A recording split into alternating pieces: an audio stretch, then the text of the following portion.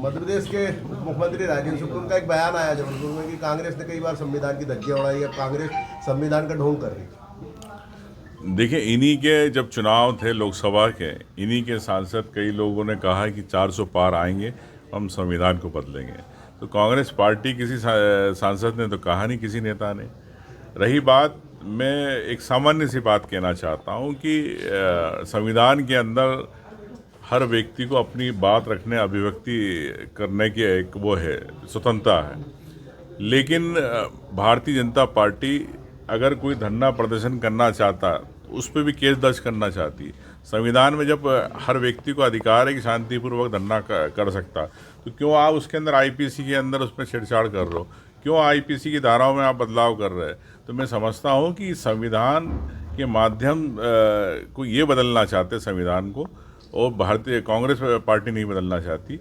और आप जिस प्रकार से मोहन भागवत जी का बयान आया कि रामलला का मंदिर बना तो भारत स्वतंत्र आज़ाद हुआ, लेकिन मैं मोहन भागवत जी से कहना चाहता हूं कि जो 1947 में जिन शहीदों ने, जिन स्वतंत्रता संग्राम सेनानी, जो ऐसे लोग शहीद जिन्होंने पूरे देश को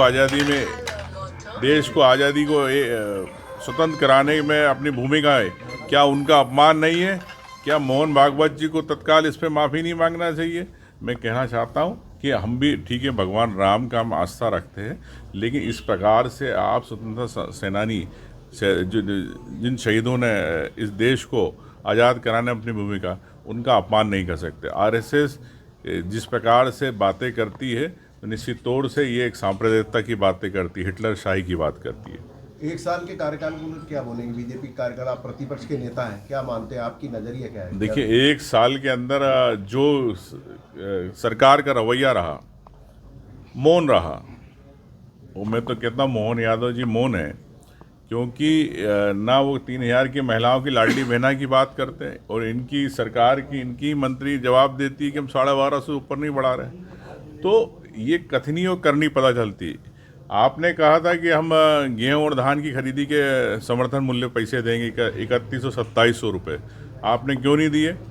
आप युवाओं की 2 लाख की नौकरी की आपने बात करी थी, आपने आज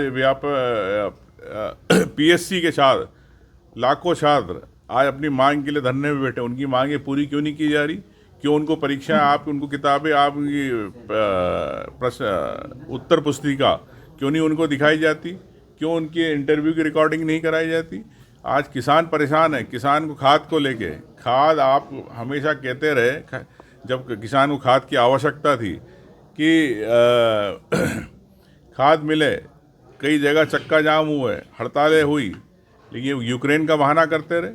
दूसरे देशों से कई बार आपने खाद बुलवाई है, तो आपने क्यों नहीं दी? तो मेरा कहना है कि सरकार हर मुद्दे पे विफल रही, चाहे युवाओं के, चाहे नौकरी की, आर्थिक विकास।